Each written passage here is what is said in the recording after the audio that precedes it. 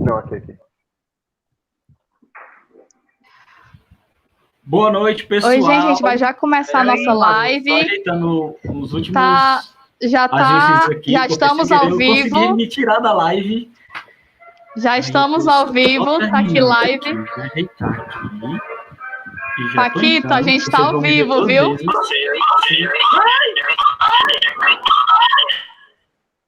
Paquito, a gente já está ao vivo. Gente, eu acho que está tendo algum problema com o Paquito. Só um momentinho, eu vou entrar aqui também. Pronto, todo mundo vendo, todo mundo escutando?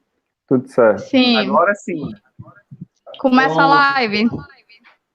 Estamos ao vivo já. Já começou a live. Eu queria dar boa noite a todo mundo que está chegando aí. E aqui a gente vai começar mais um bate-papo bicho doido, né? A gente, novamente, com essas peças fundamentais aqui, o Rafa, do Coletivo Vivacidade, a Rafa também do Coletivo Vivacidade, o Lúcio, do Coletivo Terra Mãe, né? Programa Terra Mãe, mano. Do Terra Mãe. Vivacidade. Oi, Lúcio. Porque assim, é programa Terra Mãe, que é um programa de extensão, mas tá tudo certo, um rumo de gente é coletivo. Eu vou deixar um espaçozinho agora para o Lúcio falar um pouco mais desse Terra Mãe, depois eu vou voltar para poder apresentar nosso convidado de hoje aí. Lúcio, quer fazer alguma introdução aí, explicando um pouquinho mais? É bom que aproveite esse gancho aí que eu dei. Então foi tudo preparado para esse gancho mesmo. Lógico. Mas é isso aí. Então, gente, o programa Terra Mãe é um programa de extensão do curso de Economia Ecológica da Universidade Federal do Ceará. E a gente atua com comunicação e comunicação e economia ecológica nessa interface, nesse encontro, produzindo conteúdo sobre natureza, meio ambiente e economia. A gente tem vários programas de rádio, de podcast. Para conhecer mais, é só botar no Instagram, programa Terra Mãe, tudo junto, que você vai encontrar um rumo de coisa. Valeu. Massa. Novamente, boa noite aí para o pessoal que está chegando, né? A gente já está com alguns espectadores aqui, vou mostrar aqui algumas mensagens. E aí, hoje, a gente vai estar com o Lucas de Matos, né? Eu vou passar a voz aí para o Lucas, para ele se apresentar um pouco, para quem não conhece ainda. Lucas, faça as honras da sua apresentação, tchau. Beleza, boa noite. Boa noite a todos, todas. Rapaz, se apresentar é uma coisa tão dinâmica, né? O que é estático, o que é fixo, realmente é que eu sou filho do meu pai, né, do Sérgio Brito, da minha mãe, Dona Bernadette, e sou pai do meu filho Otto. Isso aí é o que é fixo, né? É o que não oscila e desoscila, mas isso aí segue. Atualmente eu tô, né, a gente trabalha aqui na Sombra do Cajueiro, fazendo trabalho com agrofloresta, com integração mesmo, um trabalho de contato com a terra, né? Tanto aqui como em Guaramiranga, através do Parque das Trilhas. E é o que eu venho trabalhando hoje mais, né? Assim, minha formação, eu sou biólogo de formação, fiz um mestrado em ecologia, e aí o doutorado eu fui até uma parte assim da caminhada, e aí tive que deixar de lado para tocar essa questão do Parque das Trilhas, se dedicar aqui na sombra e começar o processo de recuperação de uns cafezais em Guaramiranga, né, que é o café que a gente produz hoje, Café dos Matos. De modo geral, assim, seria isso. Massa, Lucas. Antes de começar aqui as perguntas, essa conversa aqui que vai ser, né, eu gostaria de falar que todos esses Instagrams que o Lucas falou, além dos Instagrams do nosso coletivo, dos nossos parceiros, né, e dos programas e projetos individuais das pessoas que estão aqui, estão todos na descrição do vídeo. Então, caso você você gostou e tal de alguma conversa aqui, alguma coisa mais se interessar e quiser conversar mais, quiser fazer perguntas, interagir, vai lá na descrição e tal, e chegue junto, né? Não tem essa não, chegue junto. Sempre quando a gente vai começar aqui a conversa, né?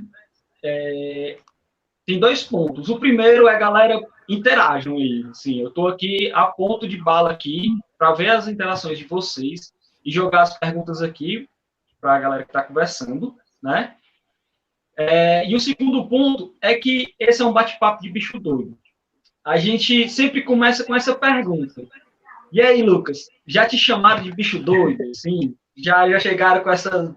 E aí, mano, tá muito doido, mano. Faz isso não, mano. Já chegaram com isso. Rapaz, a gente tem que se acostumar, né? Tem que se acostumar a ser chamado, mas já, cara, bastante. Bastante.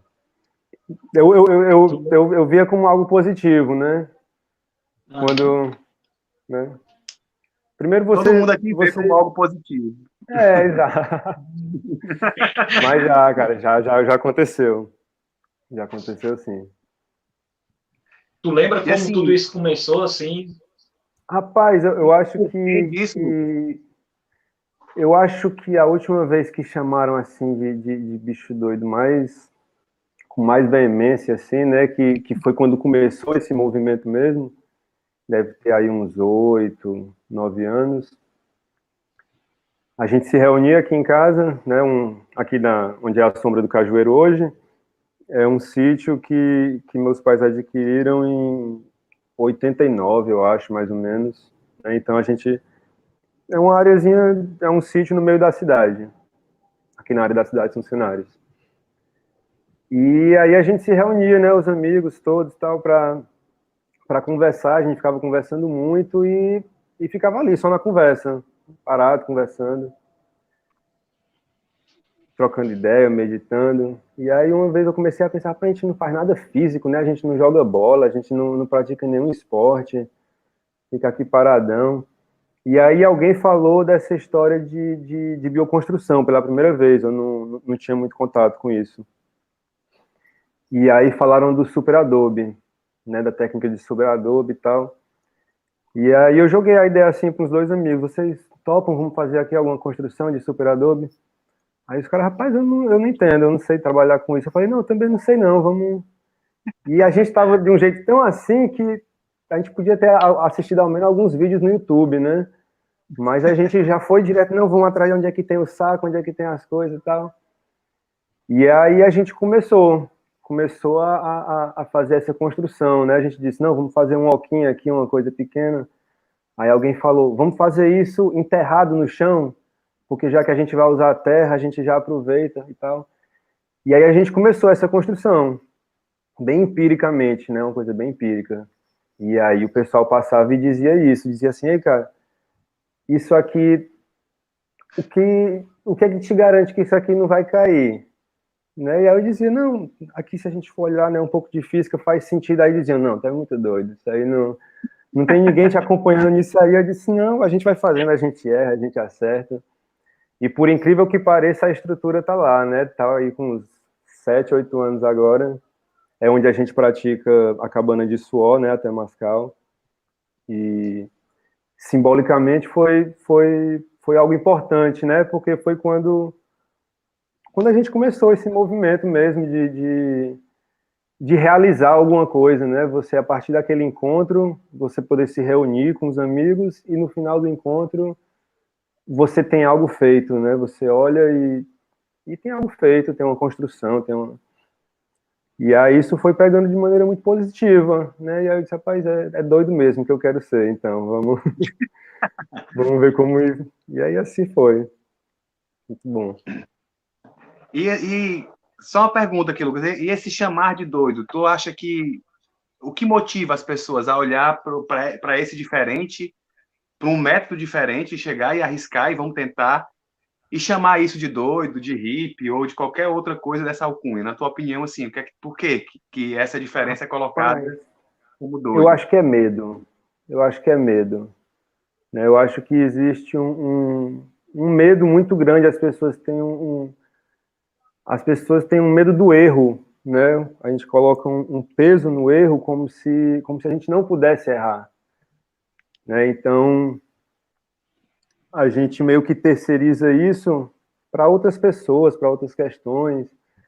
E aí, quando a gente vê, né, alguém fazendo aquilo que, dentro da nossa construção mental, a pessoa precisa ter uma série de parâmetros, uma série de formações e graduações para poder realizar aquilo, né? Eu acho que internamente tem essa sensação, sabe? Não sei se é um medo ou uma frustração de assim, nossa, por que que eu não ouso, né? Por que que eu tenho essa dificuldade? E nessa caminhada foi legal, assim, essa relação com o erro, né? Para mim, hoje é uma coisa muito positiva, né? Eu acho incrível errar e poder dizer, né? Ó, eu errei aqui, né? Às vezes, eu lembro, teve uma discussão que eu estava tendo uma vez, e no meio dessa discussão, né, a outra parte estava fazendo a colocação e tal, e eu estava argumentando, e aí teve uma hora que a pessoa falou algo que clicou, né, que me fez sentido. E aí eu falei, realmente, eu errei, você tá certo, eu errei. Aí a pessoa parecia uma coisa assim meio do Chaves.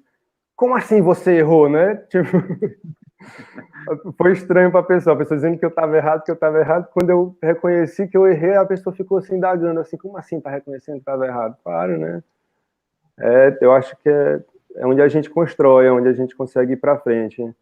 Né? Então eu acho que é esse medo de errar, esse medo de se colocar o erro. Aí quem faz isso, quem se expõe à possibilidade de errar, aí é tido como doido, né? Massa. Porque é onde eu vejo, assim, né, um sentido nisso, de modo geral. Massa. E o que é mais louco, né, que esse modelo de sociedade que a gente vive é muito cientificista, digamos assim, ela formou com isso. E a gente que mal lidou com isso, sabe que a ciência ela só caminha com erro, né? Faz parte do método científico. E ao mesmo tempo ela pega esse erro e quer fugir o máximo possível de errar, mas se errando, na minha opinião também, é que a gente mais aprende, né? A gente vai errando acolá. Com certeza. Com certeza. E há um medo muito grande do desconhecido também, né? Além desse medo de errar, você tem esse medo de eu não sei o que vai acontecer, eu não sei como vão ser os próximos passos.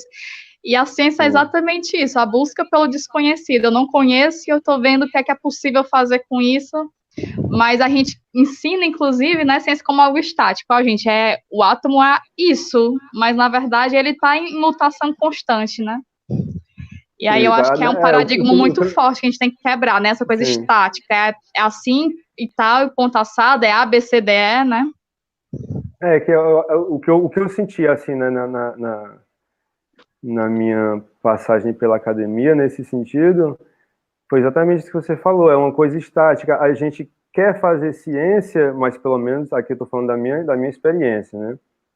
A minha também. A gente não é ensinado o que é a ciência. A questão a própria filosofia da ciência, né? Como a ciência caminha, as revoluções, a inovação, o ousar. E aí você chega na academia e é uma coisa meio engessada, que você não, né, tem que seguir aquela receita. Né? O próprio processo de publicação muitas vezes é isso, né? Eu quero publicar em tal revista, aí você vai pegar aquela revista e ver como é a receita, como é que eu descrevo a receita para entrar nessa revista. Né? Uma coisa... Quando você entende a ciência, como funciona mesmo, né, você até pensa algumas vezes antes de falar que algo é cientificamente comprovado. Né? Exatamente. Se a gente pensar sobre isso, muitas das pessoas que defendem argumentos baseados nessa frase, né, isso aqui é cientificamente comprovado, aquela pessoa, ela muitas vezes não tem a compreensão do que é que isso significa. Né? O que é que isso quer dizer? Que a ciência comprovou isso, né? Então... E aí eu queria puxar essa pergunta, como é que é a sua visão, enquanto cientista também, mas você... desculpa, vocês conseguiram me ouvir? Sim. Ah, tá, que o microfone estava ao contrário. Beleza. Como é que é a tua visão, enquanto alguém que passou... Eu não vou ser científico, alguém que passou pela academia, não sei se vocês se consideram, né, também, mas alguém que passou pela academia e trabalha agora com esse lado mais holístico, né, que muitas pessoas falam que não é, que é baseado, enfim, em preconceitos, mas que é baseado em algo que não existe, é verdadeiro, é coisa de gente doida mesmo.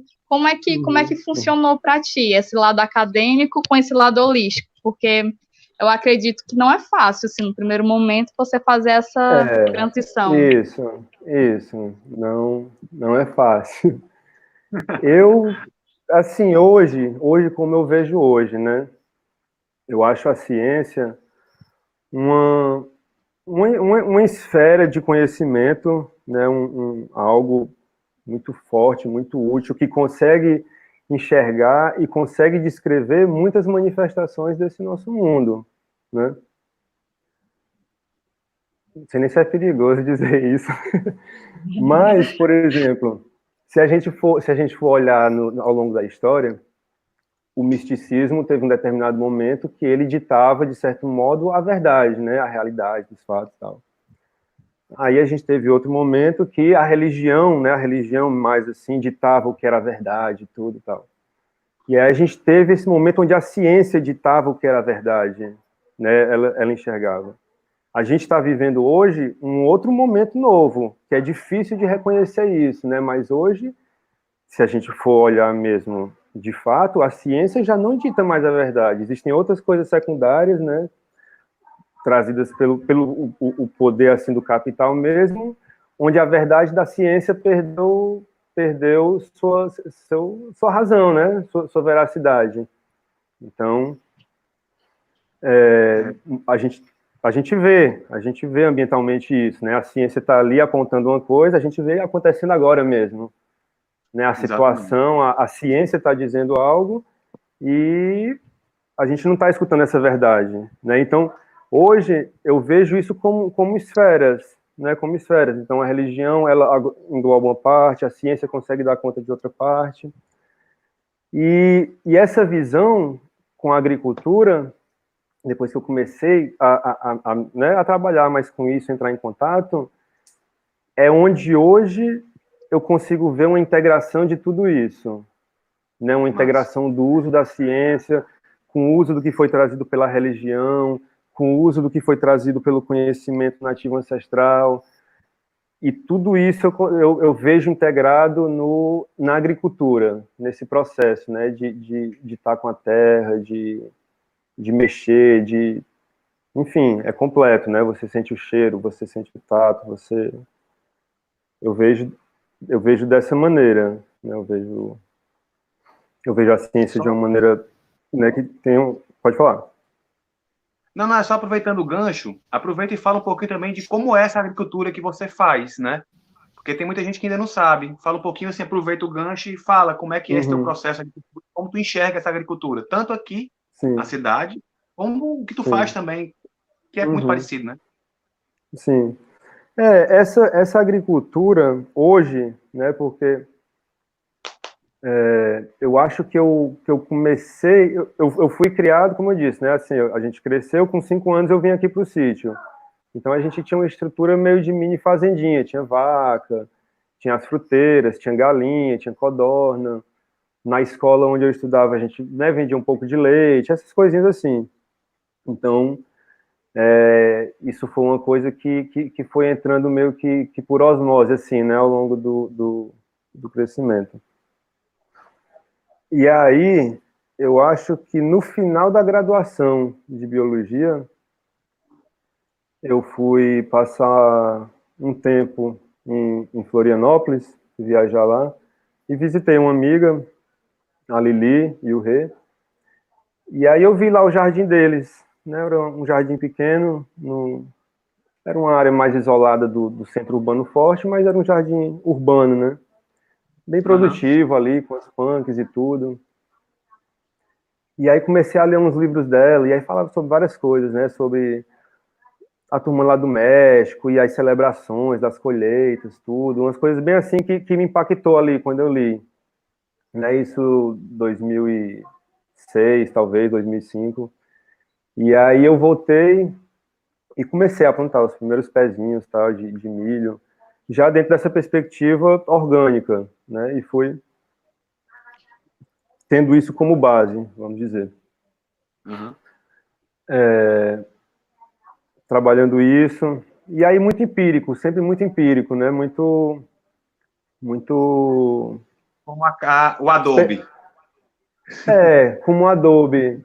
E aí, quando começou essa questão com a academia, teve um período inicial que eu criei, eu acho que uma certa rejeição, né? Uma rejeição excessiva, assim, pelos procedimentos e protocolos e tudo, né? E aí depois eu vi o peso desse erro, né? De ter afastado muito assim e fui reintegrando.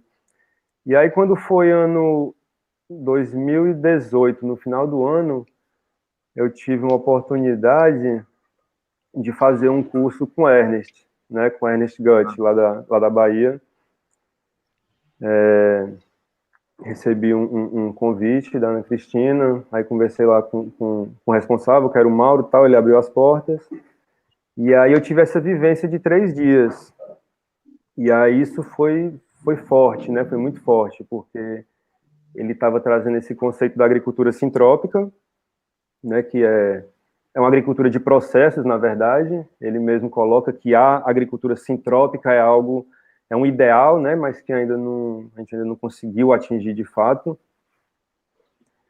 E eu me senti, na verdade, indo fazer o curso lá na Índia, ou lá nos montes do Tibete, sabe, porque eu fui para aprender agricultura e foi impactante, teve um impacto espiritual, assim, na pegada disso mesmo, né, o agricultor falando da importância da cooperação, da importância de agir pelo impulso interno, né, pelo amor incondicional à vida, e mostrando como as espécies agem dentro dessa dinâmica, né? Então, falando disso, da cooperação que é uma floresta, né, do potencial produtivo que é usar essas espécies de maneira inteligente, né, para recuperar matas, tendo produção de alimentos.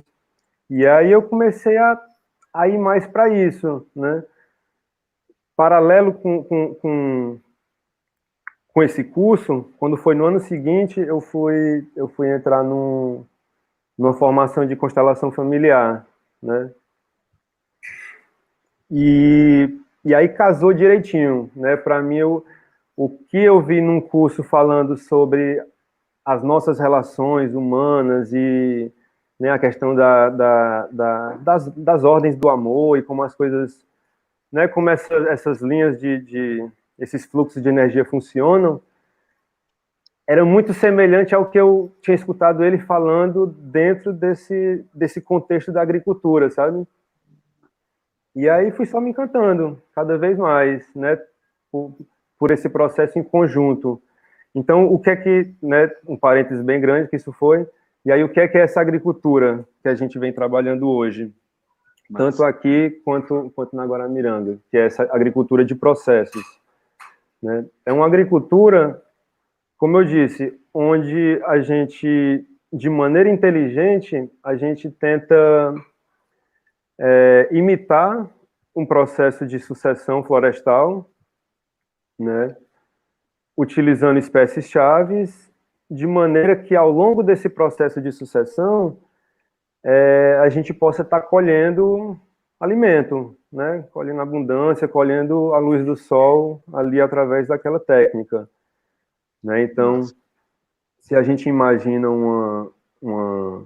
uma área abandonada, né? Uma área, sei lá, que está em processo de desertificação, ou, sei lá, uma área assim qualquer, ela naturalmente vai entrar num processo de sucessão que eventualmente vai chegar ao estado de floresta, né? Dependendo do quanto aquela área foi danificada, isso pode demorar mais ou menos. Se a gente usa a inteligência para montar isso de uma maneira favorável, a gente tem esse processo acontecendo mais rápido, mais eficiente e tendo um retorno, né? Você integra, é legal quando é muito válido isso para as pessoas terem a experiência de conhecerem como os alimentos são produzidos, né? Fazer viagem de férias, meu alimento vem da Ceasa, vem lá de Tianguá, então nessas férias vamos lá conhecer como é que o alimento é produzido, porque isso é impactante. Ninguém comeria tomate nem pimentão, né? Não comeria. Eles não comem, né? Quem produz não come. Eles não comem. Eles não comem, então. Só uma observação que eu acho legal, para fortalecer a tua fala, porque assim, o Ernst trata esses sistemas como sistemas inteligentes, né? Isso, Eu acho isso. isso muito legal, né? Que ele São fala sistemas vivos, né? Exatamente. Gente. Exatamente, E, fala muito desse macro-organismo. sim. E Lucas, assim, nesse conjunto de coisa aí, né? Essa aventura, né? De trabalhar com essa natureza, né? Assim, tem esse lado, né? A gente falou desse lado que a gente contrapôs, né? Que a academia às vezes não reconhece, né? Aí você contou da sua trajetória nessa perspectiva dessa agricultura de processo. E um outro lado também, não sei nem se tu quer, assim, tu pode inclusive terminar o que tu tá falando, mas Não, assim, que tu fale depois sobre como é a interação com o mercado, né? Numa perspectiva agroecológica para você, né? Que eu vi aqui tá com café agroecológico dos matos, né? Aí e assim, como é que é isso, né? Assim, como é que você vê essa situação de fazer um produto agroecológico? Você passou por, como é que você vê a certificação, por exemplo, né? Tem gente que vai dizer, não, olha aí, rapaz, vai ver a certificação E aí, e, cara? e aí, tudo bom? E aí tem gente que vai sugerir, ó, você tem que certificar mesmo, porque é isso aí mesmo. Aí tem outras pessoas que vão dizer, não, certificação é só tutela, é besteira, o importante é a perspectiva mesmo da pessoa, do camponês, de quem esteja fazendo. Então, nesse conjunto de complicações, né, que é quando a gente vai se relacionar com o mercado, como é que você vê isso aí? Certo. Tá. Então, eu vou só concluir um pouco, só para fechar lá para falar um pouco do que é essa agricultura de processos, né? E aí eu vou colocar isso aí. Com então, certeza. A gente usa essas espécies para aproveitar ao máximo essa energia solar, né? Então, a gente olha para uma floresta, a gente vê um extrato mais alto, um mediano, um mais embaixo, tudo. Aqui, a gente tenta replicar isso de alguma maneira nessa agricultura, né? Então, no começo, a gente vai tirar hortaliças, né? Então, ao longo da sucessão, se a gente for ver assim, né? A gente começa a colher as folhagens primeiro, alface, rúcula, depois colhe tomate, aí o processo vai caminhando, a gente tira milho, tira feijão, aí depois tira macaxeira, tira banana, aí o tempo vai passando, aí a gente tira as frutas, né? E assim vai, até chegar na floresta estruturada, produzindo frutas e madeira, né? Só para dar esse geral. A questão do mercado, como é isso, né? Para mim, nessa minha experiência, nessa vivência, isso tem sido um desafio muito grande, certo? Eu estou trabalhando mais forte com a questão da produção mesmo, né? Com café, no caso, há uns 5 anos, 5, 6 anos. Até eu começar a trabalhar com café, eu passei, sei lá, até então 27, 28 anos, dizendo que tudo que eu não queria fazer na vida era ser comerciante ou empresário, né? Eram as duas coisas que eu não queria. Aí a vida veio, deu uma rasteira assim, agora, ó, tu vai ter que desenrolar isso. Então, por muito tempo, para mim, metade desse processo, ou mais, até recente, foi entendendo como é que era, né? Entendendo como é que funcionava a questão da produção. Então, foi uma coisa muito, muito, muito oscilante, certo? Escoava para pessoas próximas, para os amigos. E nesse processo, por exemplo, a primeira vez que eu comecei a produzir hortaliças, né? Eu comecei com café. O primeiro ano que eu peguei o café foi muito experimental, muito experimental. Então, eu perdi muito café, né? Eu perdi muito café porque não armazenei direito, enfim, porque não sabia. Quando eu decidi fazer o primeiro ano, a etiqueta era um artezinho que eu fiz no Word, né? Escrevi ali no Word, Café dos Matos, tal, e imprimi, e era a etiqueta do café. Então, foi um café que rodou para os amigos e para a família, né? E que foi um pouco complicado, de certo modo, porque pela questão cultural mesmo, a gente tem um pouco essa dificuldade da real, né? Então, esse primeiro café, eu recebi elogios dele, mas, importante frisar, de amigos e parentes, né? Que elogiavam ele e tal.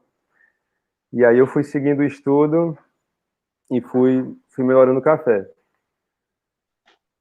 E aí, o que eu percebi foi isso, que eu não consegui articular pelo meu poder administrativo, assim, pela minha capacidade, nessa primeira ocasião, eu não consegui articular uma saída muito boa, né, desses produtos. Na ocasião, eu tinha um capital guardado do período, né, de professor, dessas coisas, e fui investindo, assim, meio que experimentalmente, para poder estar lá, sabe? Como eu queria estar lá, eu queria estar lá no campo, eu queria conhecer aquilo, eu queria estar sentindo. Esse processo inicial foi muito forte, né? Não foi uma coisa construída racionalmente, não foi uma coisa elaborada com plano de mercado, com tudo, né? Então eu fui muito de cabeça.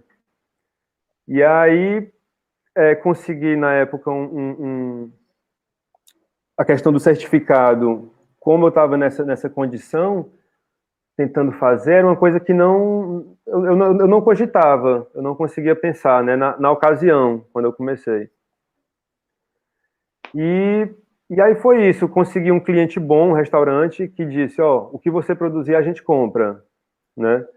E aí foi quando eu vi como isso é importante, porque aí nesse período a gente começou a aumentar a produção, e o restaurante estava gostando, né, e a gente produzindo, e o negócio estava numa curva ascendente, assim, né? Tive que trocar do veículo, porque o que eu tinha, eu subia 10 vezes, ele dava o prego 4 vezes, porque não aguentava trazer as coisas, né? Começou a vir banana e muita hortaliça.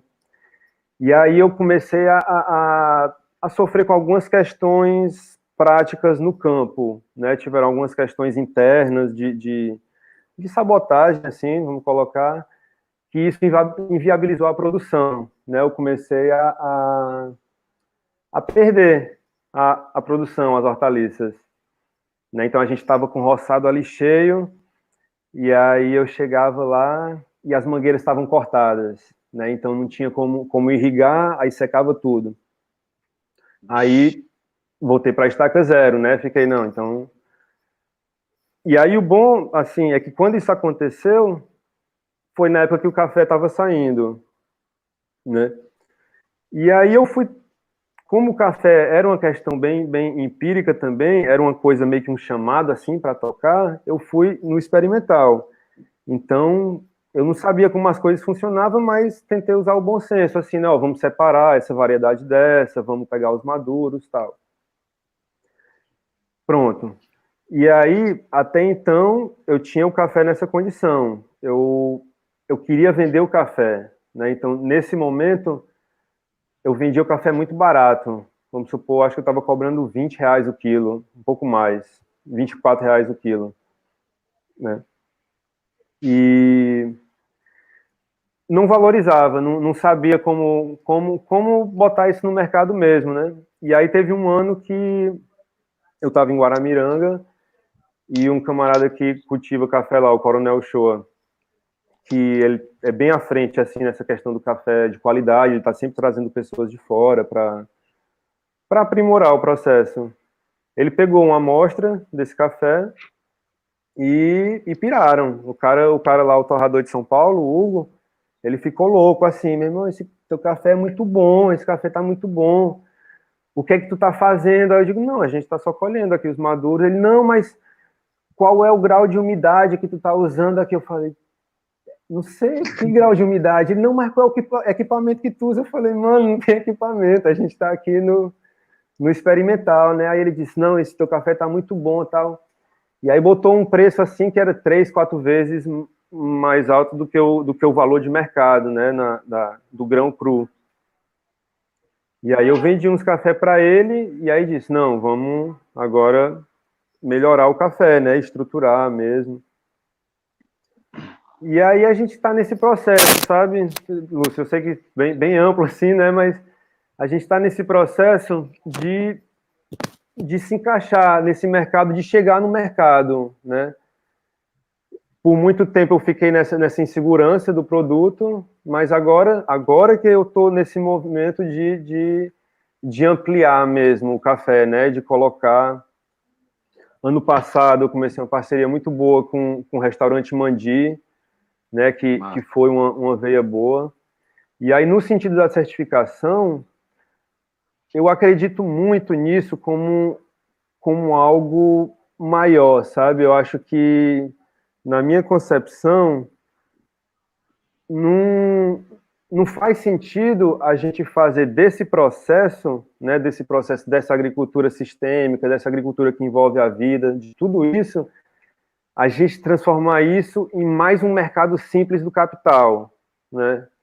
Então, eu acho que dentro dessa construção desse produto, né, dentro desse cultivo agroecológico, eu acredito muito no envolvimento dessa cadeia, dessa relação, né? Então, mesmo sabendo que nem todos vão poder, eu sempre deixo assim para quem eu entrego o café em mão, ó, vamos lá visitar a propriedade, né? Porque é essa certificação que eu acredito hoje, né? Como a gente não tem uma produção gigante, que, né, é uma produção pequena, eu acho mais interessante que o mercado local possa apreciar, né, e ter essa relação mesmo, e poder chegar lá e sentir, né, porque quando você está lá dentro, você sente.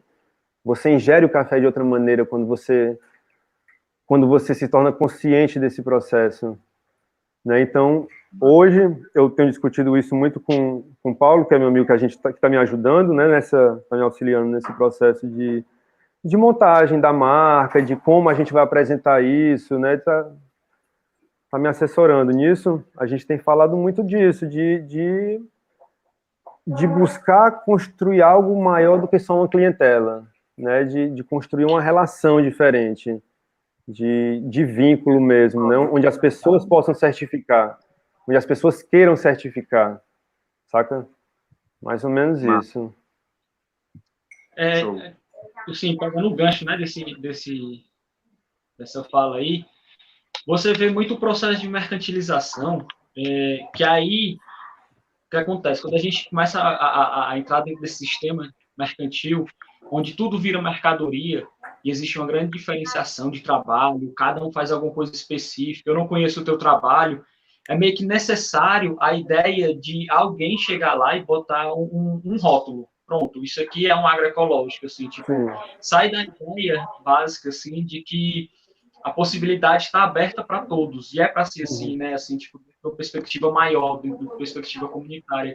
Então, o certificado ficaria muito mais como uma possibilidade de aprendizado, é quase como uma educação, assim, uma escola, né, o certificado ser uma escola, né, assim, chega aqui que eu lhe mostro como é que funciona, eu lhe ensino aqui, assim, tipo, não é todo mundo que vai poder plantar um café, mas se alguém puder plantar ali, daquela forma ali, compartilhar esses saberes, é a melhor certificação de todas, pelo menos no meu ver, né? Assim, acho que combina muito com o que eu estava falando, assim. Aí eu vou deixar assim Oi? Não, pode falar, Paquito.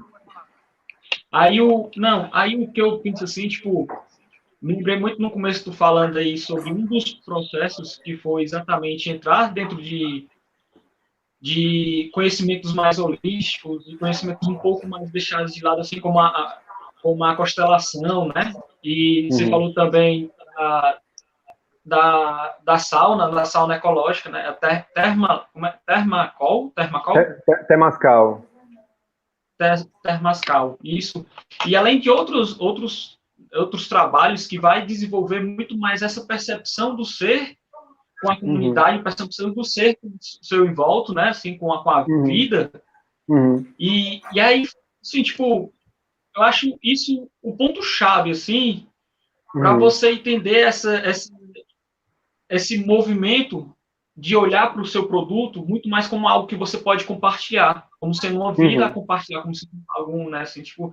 E aí eu queria saber como que é esse processo aqui dentro da cidade, que tu faz esse trabalho dentro da cidade, onde se já é um trabalho assim difícil, né, de falar sobre isso, dentro da cidade onde o tempo é diferente, onde as necessidades impostas são diferentes, você falar sobre parar um tempo para pensar em si, para ver a sua conexão com o seu eu e com o seu entorno, e falar dessa conexão com a natureza, deve ser algo incrível, né? Assim.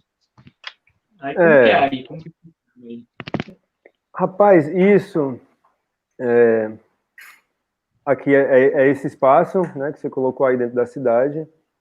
Então tem alguns hábitos que são hábitos simples, que pra gente são hábitos comuns, né? Não menos importantes por serem comuns. Quando eu digo comuns, recorrentes, né? Um deles, por exemplo, é fogueira. Hoje está chovendo, mas de manhã já tinha uma fogueirazinha feita, né? Então, toda semana a gente faz uma fogueirinha, sempre tem, né? Sempre tem isso.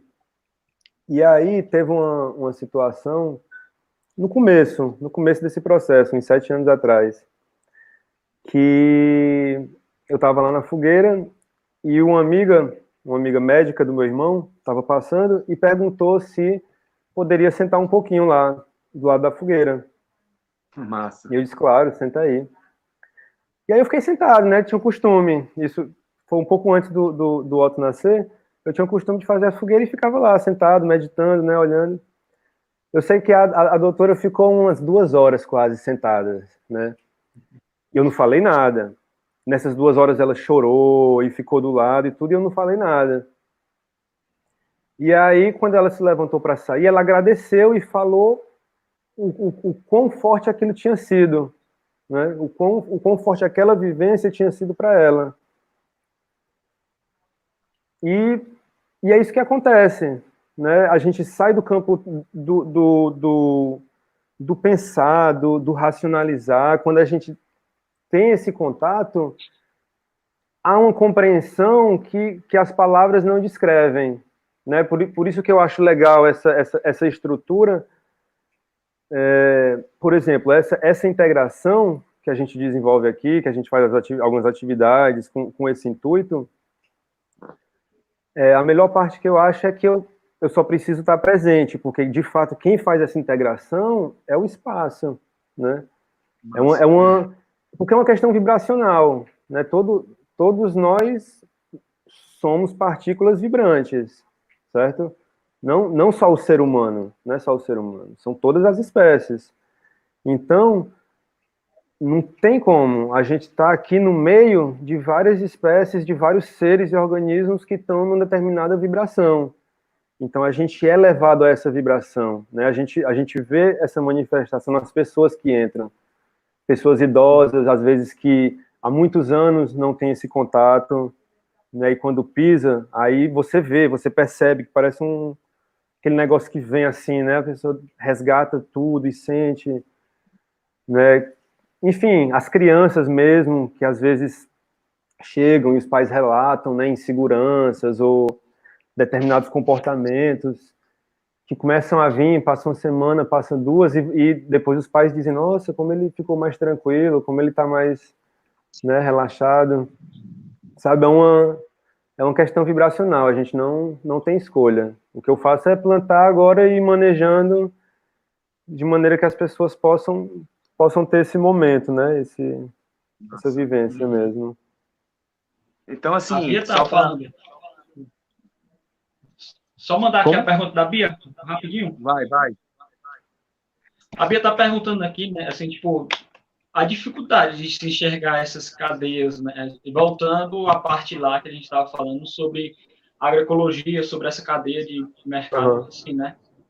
Aí, qual é a dificuldade de enxergar essas cadeias dentro da sua vida, assim, né? Dentro do que você... Como assim, essas cadeias? Eu não entendi, não ficou claro para mim. Assim, acho que... A cadeia produtiva que ela está perguntando, que você vende, você embala, você produz, você faz essa cadeia inteira. Hoje eu faço essa cadeia, assim, não inteira. Hoje, a parte da colheita não sou eu que faço, né? A gente tem uma equipe lá que que eu chamo nesse período.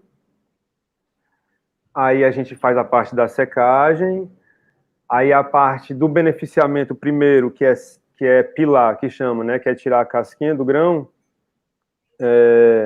é outra turma em Guaramiranga que faz. E a parte da torrefação eu faço com o Gustavo, do Uritu Cafés, que é uma torrefação assim de alto grau. E aí depois que eu pego esse café torrado, aí realmente sou eu que embalo e vou fazendo esse escoamento, né? Não sei, não entendi muito bem a pergunta, mas eu acho que é legal a cadeia se ela for dentro de uma perspectiva respeitosa, né? Se ela for dentro de uma perspectiva que valorize o trabalho, né? Eu não acho que faz sentido, às vezes, a gente colocar um produto no supermercado, por exemplo, né? E ter que jogar o preço lá embaixo para competir com a turma que, né, não, é complicado, é mais... Né? E aí você torna esse produto menos acessível, no final das contas, porque eles vão ter que colocar um valor muito mais alto, né? Mas eu acho que é uma cadeia que, sendo justa, sendo positiva, eu acho que é válido, né? Não sei se respondi, Bia. Bia, tu diz aí o que é que a gente esclarece. Ela falou que, assim, tipo, foi no sentido de você sendo produtor, né? E não ter esse atravessador, você sendo produtor e tá conversando com o seu próprio cliente, assim, né? Essa cadeia completa, assim. Você tem a oportunidade de, junto com suas equipes, né? Assim, tem todas essas equipes que participam da produção, mas vocês já são a conversa direta com o consumidor. Então, acho que é essa cadeia em si.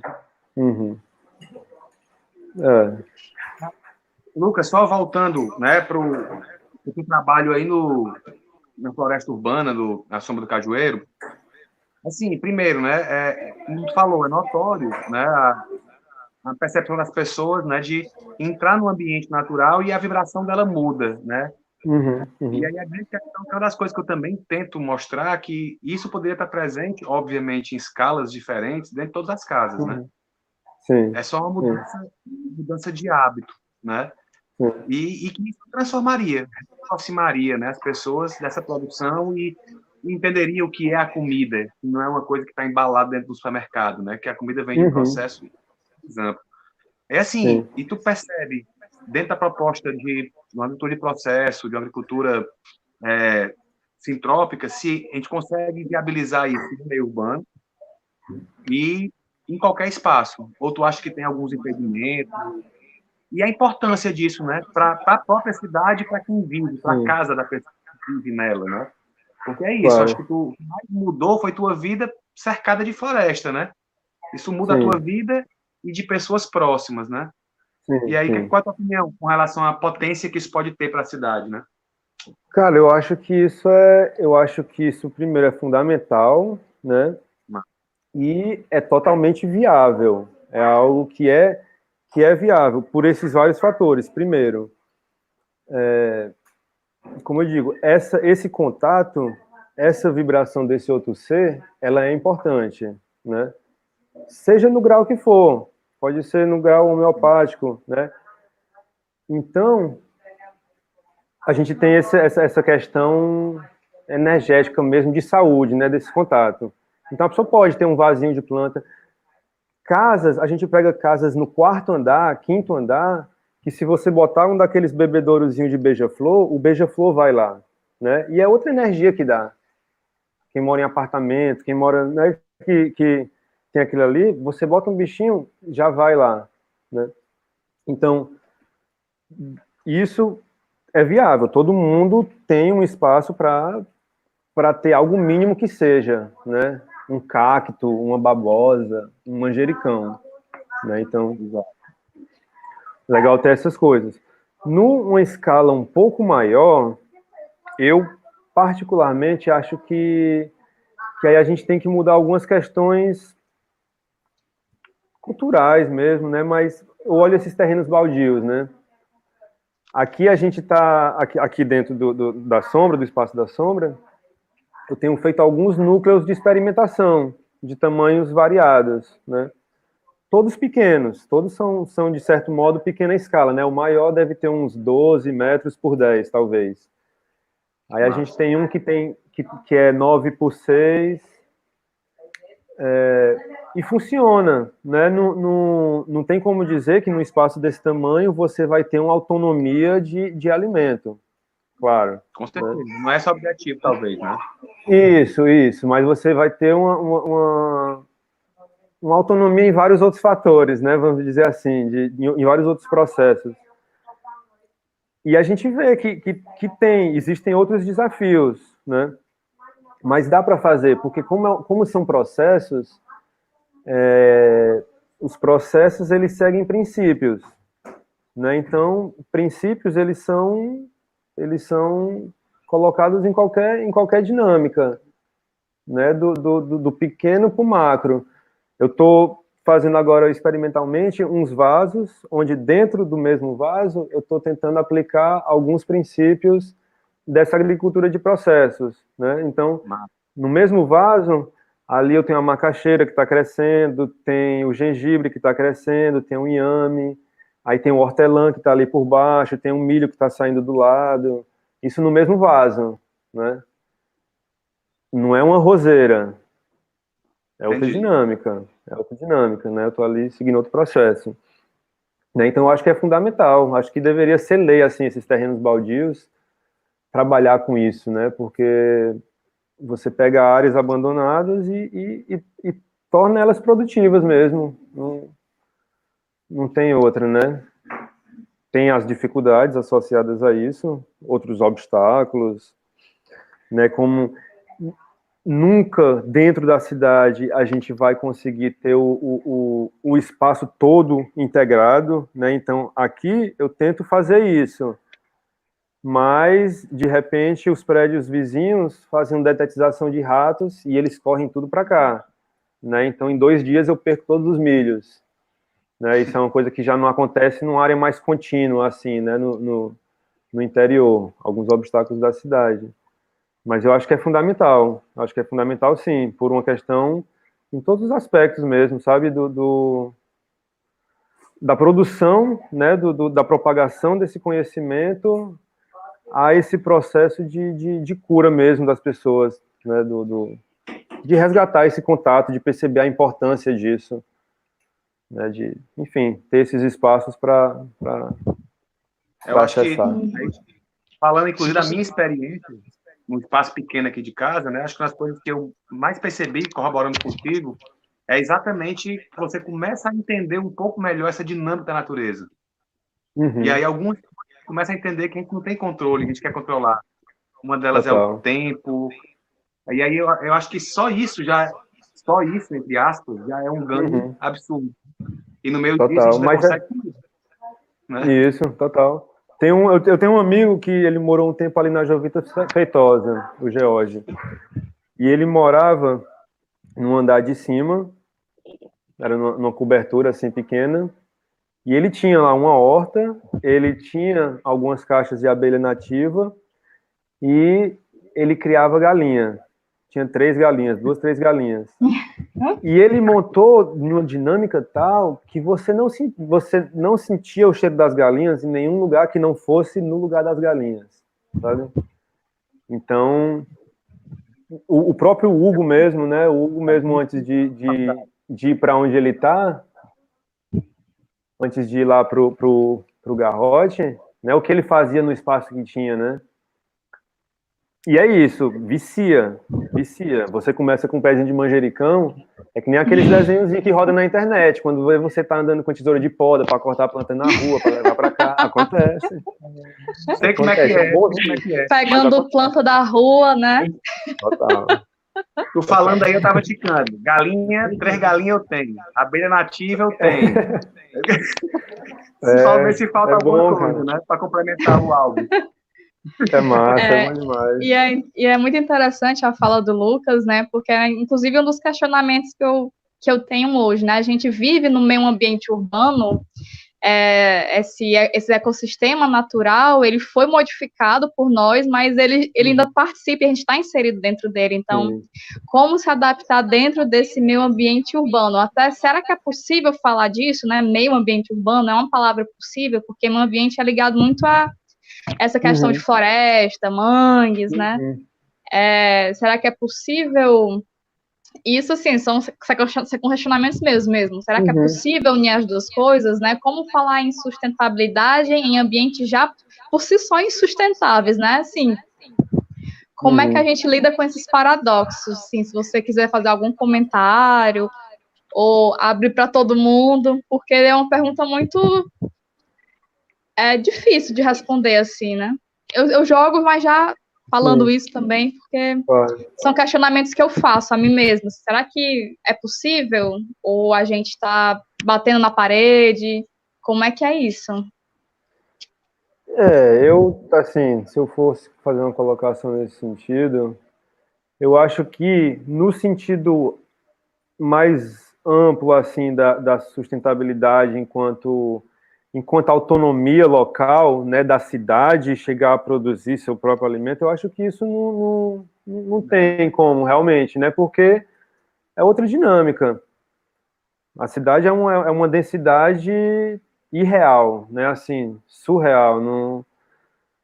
Mas a cidade tem como proporcionar mais a oportunidade desse contato, né? Porque esse contato é o que vai desencadear aquela cadeia justa e positiva e saudável, né? Porque quando você sente a importância desse ambiente, quando você está num bosque, quando você tem uma cidade que tem áreas acessíveis, né? E que é porque a gente aqui, no caso de Fortaleza, a gente foi acostumado, né, a crescer numa cidade que tem 3, 4, 5 vezes menos do que é o recomendado, né, de área verde por metro quadrado. Então a gente se acostumou com essa cidade cinza, né? A gente tem outras cidades que tem bem mais áreas verdes, né, João Pessoa mesmo.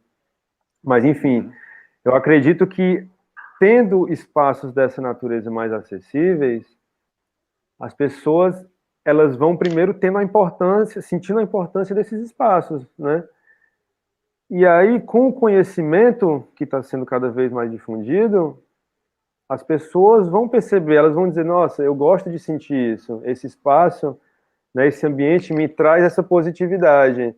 E hoje eu já tenho conhecimento de que existe um modelo de produção onde esses espaços são multiplicados, e existe um modelo de produção onde esses espaços são dizimados, né? Então, eu acho que a importância dessa estrutura verde na cidade é isso, é ser mais um elemento para fortalecer essa responsabilização pelas nossas escolhas, né? É o que a gente pode fazer. Todo dia a gente faz essa escolha na hora de comer, né? Não tem como... É isso, é o que eu acho, né? O que vocês acham aí?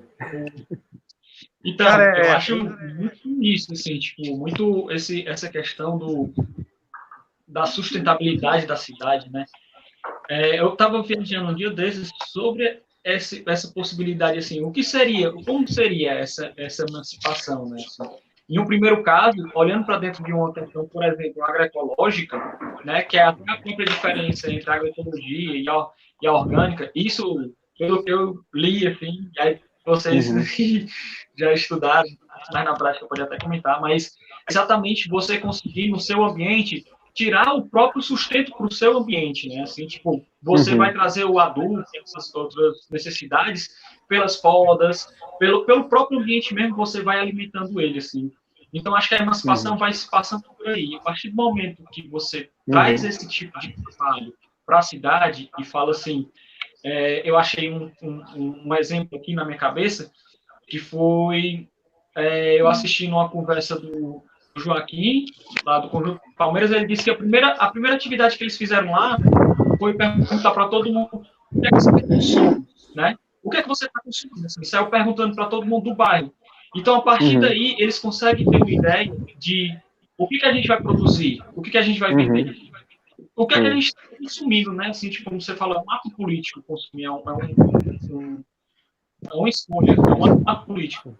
Sim. Logicamente, a gente está falando aqui sobre, entre aspas, sobre liberdade de cada um, né? Nem todo mundo tem as mesmas escolhas que os outros, né? Assim, mas então é isso, é falar que, tipo, a gente tem a possibilidade, não é ser localmente, mas é criar uma conexão ali no local, uma rede local, que vai criar um certo grau de emancipação e não só isso, mas vai criar uma consciência de consumo e de produção que vai fazer com que eu chegue naquela outra comunidade que produz algo que eu não produzo, que vai fazer assim, eu produzo isso aqui que está dando certo aqui, você produz isso aí, vamos fazer uma troca mais justa, né, como você falou.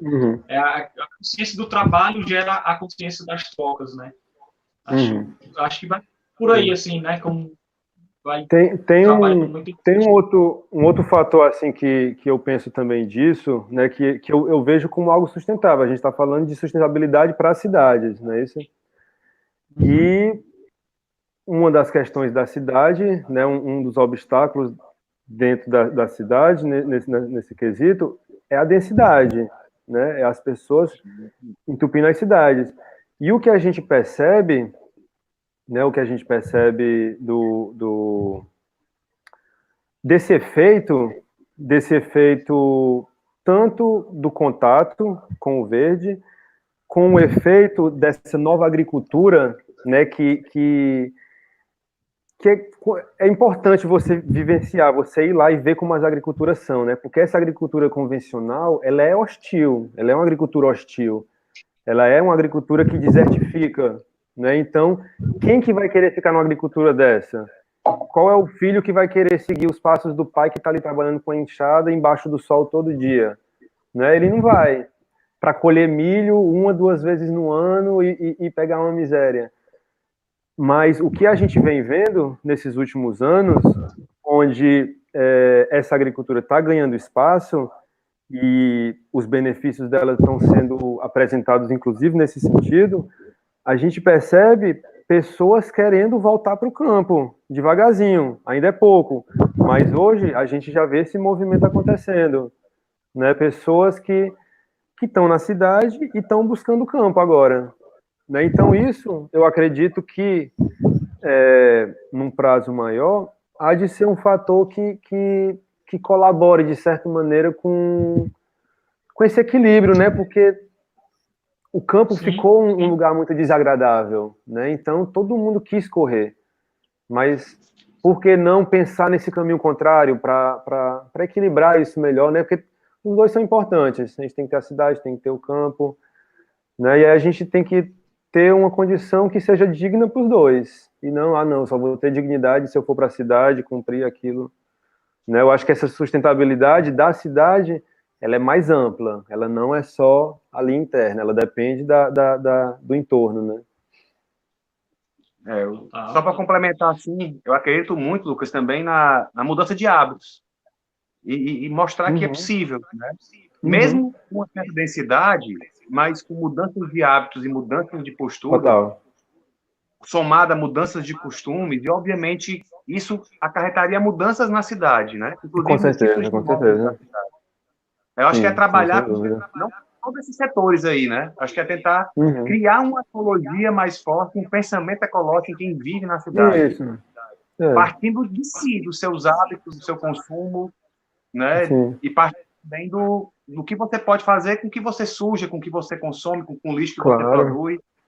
E aí, essa visão ecológica faz valorizar, inclusive, o teu produto, por exemplo, em detrimento a um produto que vem embalado lá do não sei da onde, que passa por um avião, que passa por um carro, que gasta um monte de combustível para chegar aqui barato. Com certeza. Presta, né? E assim, tomando essa visão, sei que já está chegando o horário, né? Mas contribuindo para isso, penso que também há movimentos importantes não somente no consumo, né? E não estritamente, talvez. Claro que tudo é ecológico, né? Qualquer ecologia ela é uma coisa enorme. Mas assim, que a gente possa ter sempre em mente a dimensão da propriedade e suas problemáticas, né? Tanto para o campo quanto para a cidade. Sim, Então, assim, a propriedade é totalmente arbitrária, né? Os passarinhos não lotearam as florestas antes da gente, né? Foi a gente que chegou loteando tudo. Então, para o campo isso é muito nítido e para a cidade ainda mais, né? Assim ainda mais não sei, né? Mas também é nítido. Claro que com uma casa pequeníssima você consegue plantar num iogurte, num pote de iogurte e dá certo. Agora, ao mesmo tempo, existem tantos prédios aí vazios, tantos terrenos aí inutilizados, né? Mas se você for pisar lá para botar uma flor, levanta um revólver para você. Então, não, com certeza. e sem falar das pessoas que não têm casa, né? Assim, então, há pessoas que não têm casa e não estão nessas condições, né? Então, acho que são esses dois movimentos, né? Que no fundo tudo é ecologia, é olhar para a vida, porque é simplesmente dizer que assim, né? Mais importante do que os lucros, do que seu capital de especulação, do que sua conta bancária é a vida das pessoas, né? Então não só das pessoas, de tudo, né? É isso que eu vejo mais amplo. Dizer isso, é a vida, né? É a vida, né? Então, exato. De tudo, né? Massa. Mas é isso, né, Paquito? Vamos chegando ao final aí. Pois eu ia falar agora que, tipo, estamos aqui há quase 1h10 de live aqui. São conversas que realmente é desse jeito, assim, a gente vai tentando se programar para terminar em um horário, só que aí começa a conversar e começa a surgir novos assuntos, novas possibilidades, né, que a gente vai... E se deixar, vai longe, assim. Esse que eu acho mais massa, né, daqui, assim, desse possibilidade de conversa, assim. Porque realmente a gente está juntando, assim, pessoas que têm uma certa que parecem, né, em alguns pensamentos e combinam em uma ecologia para dentro do seu ambiente, só que diversificado, né? Você bota aí estudos e práticas diversas, assim. Acho lindo isso. E aí, chegando aqui no final, a gente faz o rolê de quê? Cada um vai dar um papo aí final, né? Dar um papo aí final. E a gente finaliza contigo, Lucas. Pode ser assim? Cada um faz suas considerações finais e finaliza contigo. Show. Pode ser? Então, Rafa, tu quer começar aí? Eu ou a Rafa? Pode começar, Rafa. Vai. Então, por mim, tá. Agradecer ao Lucas pela participação dele, por ter disponibilizado esse tempo para estar aqui com a gente. Muito obrigada. Foi muito interessante, porque depois que eu fui ver, eu já segui o Sombra do Cajueiro faz tempo, e eu sempre tive essa curiosidade, aí quando eu fui ver, olha, o Lucas. Inclusive, se você quiser falar um pouquinho depois desse espaço, como é que a gente pode visitar na pandemia e tudo, eu fiquei super interessada em conhecer também. Infelizmente agora, né, tá um pouquinho ruim, mas enfim.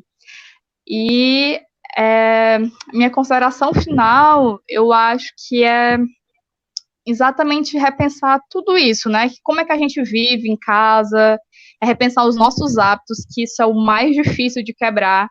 Eu estava lendo uma matériazinha, né, falando sobre a pasta de dente, que muitas pessoas, elas têm a possibilidade de fazer pasta de dente tipo, com óleo de coco, alguns óleos essenciais e é o suficiente, mas não, a gente tem que ter a espuma. Esse é o hábito da espuma, né? Então, quebrar o hábito da espuma, porque não tá fazendo espuma, não tem aquele cheirinho de menta, não tá limpando o dente.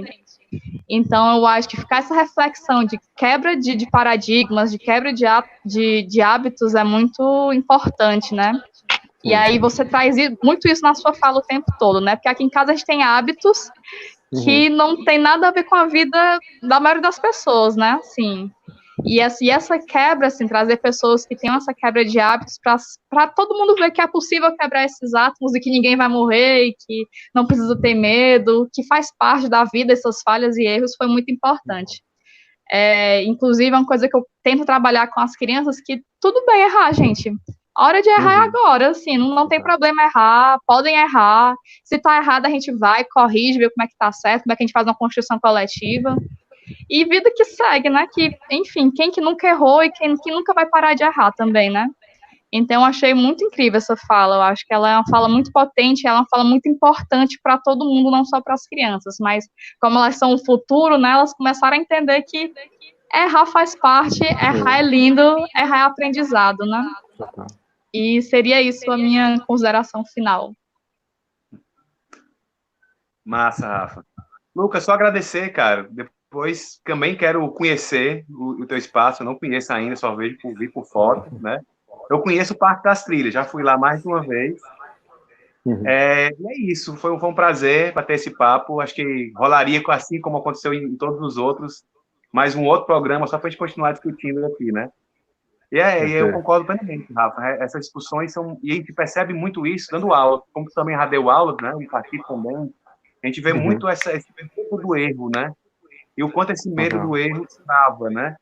E a gente esquece de avisar que todo o conhecimento que a gente já produziu foi errando. Né? E tanto o que é bom, tanto o que é ruim, né? E aí é que tá a construção. Cara, valeu, foi massa. E a gente se encontra por aí. Massa. Acho que nesse processo, né, assim, tipo, é muito da questão também de como a gente forma a nossa educação hoje em dia, né? A gente pune o erro, né? Tipo, tirou nota baixa, você vai ser reprovado, e fica de castigo, e toma chinelada, né? Vai aí, né? Você perde a sua liberdade a partir dos seus erros, né? Assim, logicamente, tem que ter a educação de que a consciência do seu erro, qual as consequências daquilo ali, tal, não sei o quê, e o trabalho coletivo, né? Assim, pegando um pouco do Rafa e da Rafa, assim. E aí, para terminar, assim, tipo, muito obrigado, Lucas, é sério, assim, tipo, toda essa conversa, assim, foi maravilhosa, né? Acho que o que mais, assim, ficou na minha cabeça é que esses tempos para cá, tem uma pracinha aqui perto de casa, né? Que aí é um terreno, assim, e eu tô tentando ali com ela, cada dia eu botar alguma coisinha nela, assim, e tô indo aos poucos, assim, e era muito no pensamento de que eu ficava nessa, assim, tipo, em primeiro lugar, tem uma galera que anda, assim, no meio da rua, que tá ali, né, assim, tipo, tem gente que mora na rua, tem gente que trabalha na rua, tem gente que tá só passando na rua. Então, ter essa oportunidade, você tá passando na rua, você tá ali na rua, e ter uma possibilidade de vida na rua, isso ficava me chamando a atenção. Você viver na rua, né, assim, tipo, no sentido amplo. E aí eu pegando um pouco da fala do Lúcio com a tua fala, Lucas, assim, tipo, da possibilidade da gente ver esses coletivos de rua, deixar a rua viva, né, assim. Acho que, em consideração final, eu foco muito nisso, assim, da gente como transformação nossa. Isso, para eu ter esse pensamento, eu mudei hábitos meus, eu mudei coisas minhas, mas eu mudei com esse foco, assim, de, tipo, deixar a cidade viva, né. Aí, é isso, e estamos aí, né? Tentando aí fazer as coisas aí e tentando nessa parte da tentativa e erro mesmo e vamos para frente aí, velho. Mais uma vez, muito obrigado aí, Lucas, pela presença aí. Essas falas sobre a aprendizagem e até a história que o Lucas contou, né, do início com a bioconstrução, né,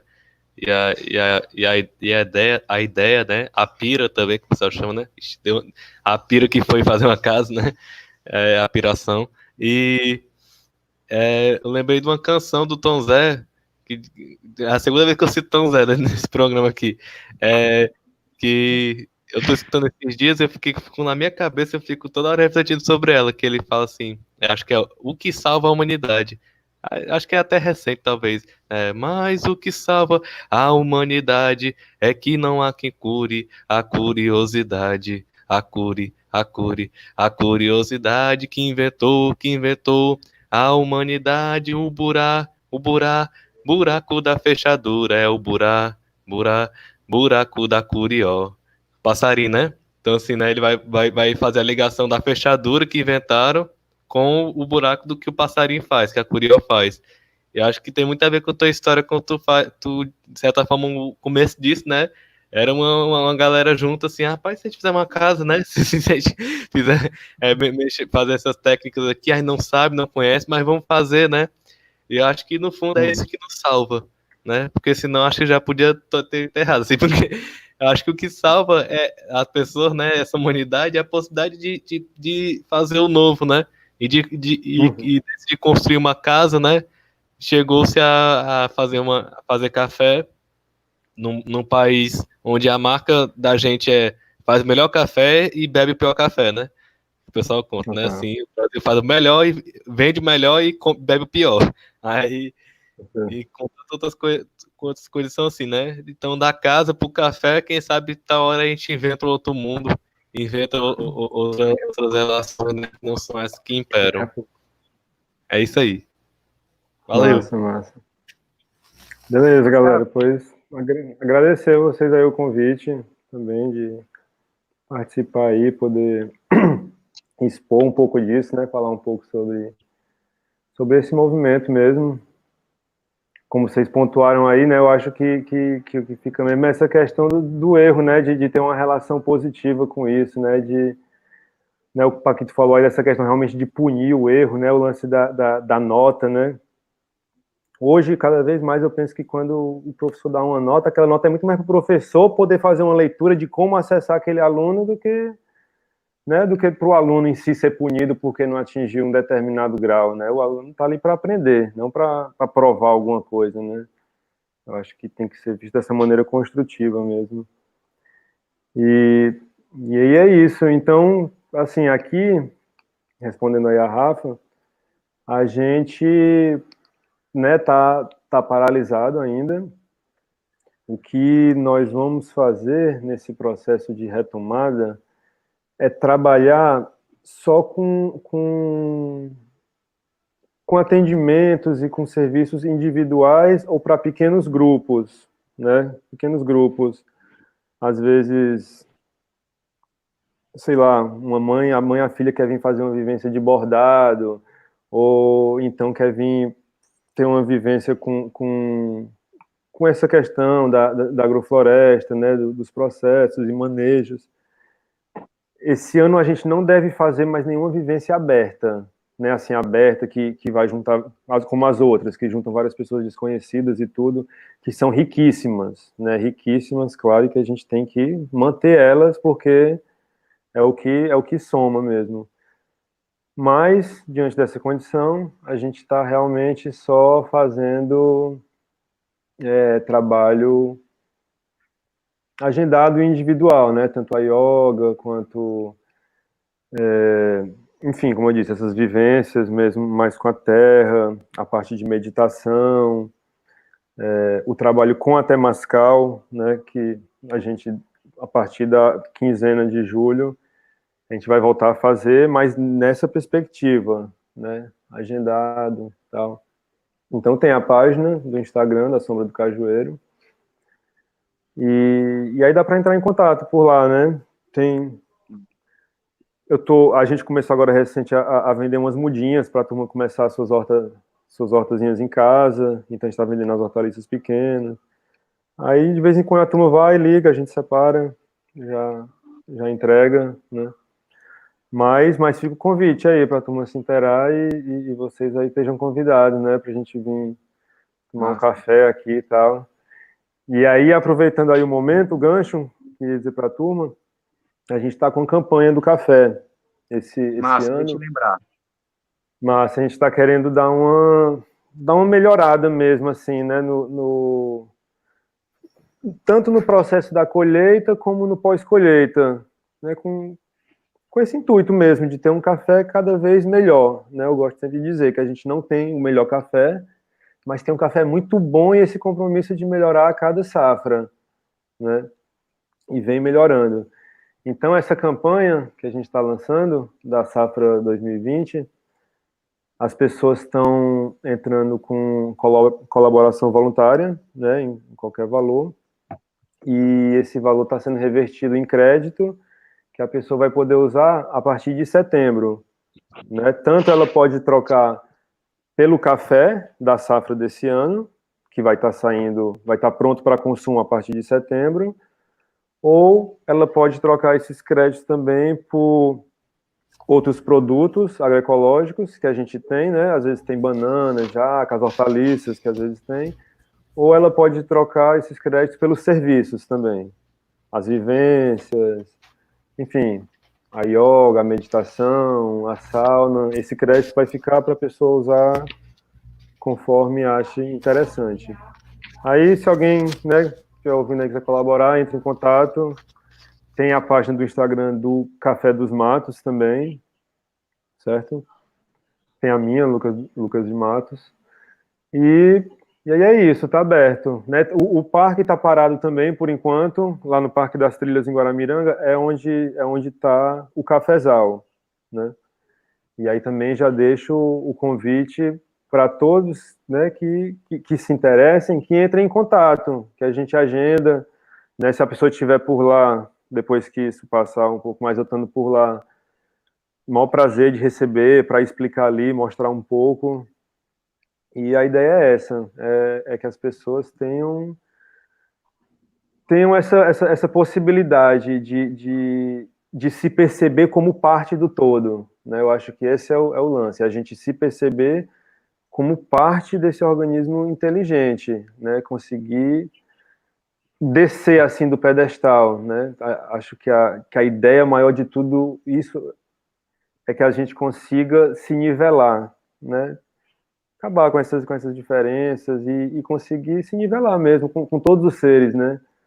Não só entre nós, né? O que a gente vê acontecendo hoje na nossa espécie, a gente faz com todas as vidas outras que tem, né? E a gente tem que buscar esse respeito e essa diversidade no sentido amplo, de respeitar, como o Lúcio falou, respeitar a vida, né? A vida no seu sentido mais amplo, tá? Então, fica aí o convite, quem quiser, né, conhecer um pouco mais, tal, estão em casa. Massa. E valeu, galera. Gratidão. Massa. Muito massa, valeu, cara. Lembrando, pessoal, que todos os Instagrams, né, tanto os nossos como do Lucas, como do Lúcio, né, estão aqui na descrição do vídeo. E é isso, pessoal. Boa noite. Tá tudo aí. Curtam e compartilhem aí com seus amigos e outras pessoas. Aquela pessoa lá que você acha que não vai gostar, compartilha também, porque é bom que ela comece a ter uma outra visão. Aquela pessoa que você sabe que vai gostar, compartilha também. Boa noite, pessoal. Tudo de bom aí. E é nóis. Valeu, velho. E semana que vem tem mais. Semana Valeu, que vem galera. tem mais.